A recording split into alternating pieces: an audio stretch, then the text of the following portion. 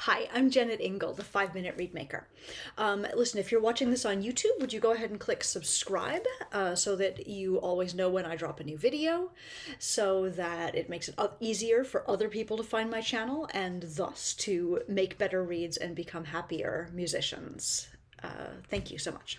Today I want to talk about a concept that in my last Zero to Reedmaker cohort we called the granny ramp. And it is this. We've talked many times about how the structure of the transition between the heart and the tip should look like a skateboard ramp. Here is my thick heart, here is my ramp, and then there is my thin sloping tip. And I contrast this with a wheelchair ramp, which is just sort of like this, with no major delineation, just a nice, easy ramp that you could roll your granny up. And I contrast that also with a curb, which might be where the skateboarder coming in would bump into it and like take a tumble. You would have to find a long way around to bring your granny up over that curb, if you follow my logic.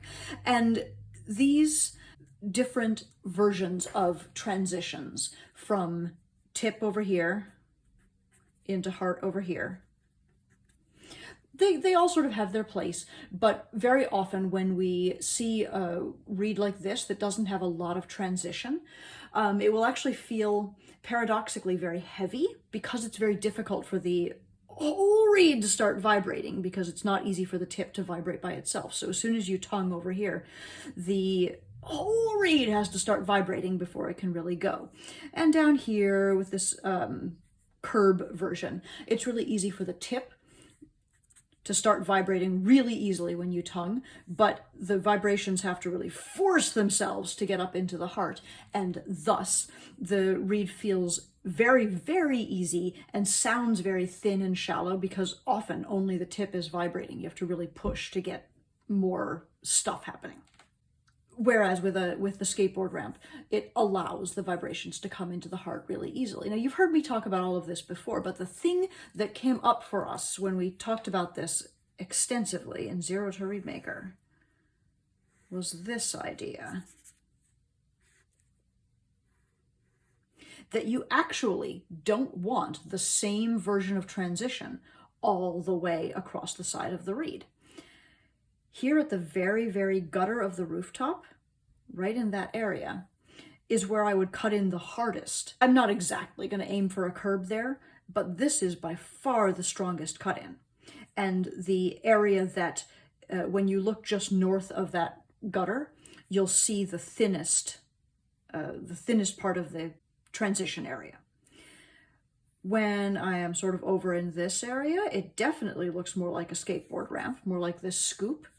And you'll see if you backlight the reed that there's just a gradually increasing amount of structure visible inside the tip.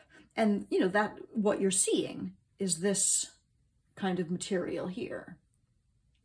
But as you get to the center of the reed, there is much less obvious delineation, and you'll probably see on a well-constructed reed some good stuff still in the tip all the way up here. And if we sort of focus in and really zoom in on a well-constructed transition, you'll see that right here we have a very strong cut-in, almost a curb. In this area, you'll see a much more gradual transition, more concave, more of a skateboard ramp. And in the center, you'll see it as a little bit more of a wheelchair ramp. So as we talked about this in our group, we found ourselves imagining the vibrations starting at the very, very corners of the tip, where of course it is the thinnest, and then flowing toward the middle of this tip. The idea being that it's very easy for these corners to start vibrating because down at the gutter they're very well separated from the heart. The reed starts vibrating up here, the vibrations flow up here, and right in the middle is where we can push Granny up that ramp. So here is what I'd like you to look at. This is a finished reed of mine. I was just practicing on it. I like it a ton. And as you can see, I hope, right at the gutter of that rooftop, ooh, especially here on the left, there's a pretty strong cut in. You can see almost no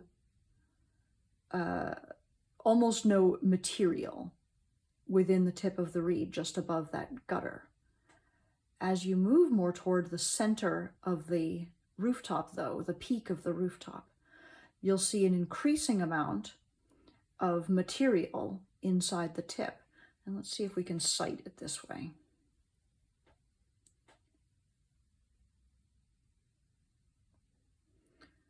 What I'm trying to show and demonstrate is that the corners of the tip are the thinnest part, and the center of the peak of the rooftop is where the transition is the shallowest and the gentlest.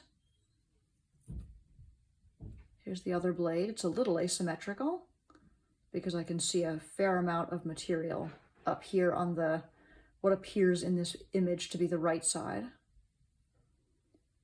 But I also think that you can probably see what I'm talking about with the strength of the cut in there and the increasing amount of if it's maximally concave here, then it proceeds more toward convexity. We'll see how that word works. And that is what I'm trying to show. The idea being that the vibrations start here at the corners of the tip, which are the thinnest parts. The vibrations proceed, but can't easily travel over this transition here. So then everything gets funneled to the middle, where the ramp is the least aggressive, where it's easy to wheel granny right up it. And that is what we want in our transition. I hope that this idea has been helpful. This has been a 5-minute Reedmaker video. You can follow these short videos right here on YouTube. You can subscribe if you wish. I hope you will. And if you need to reach me to order reeds or cane, or to ask me a question that I might be able to answer in a future short video, you can find me at jennetingle.com. Thank you so much for watching. Have a great day.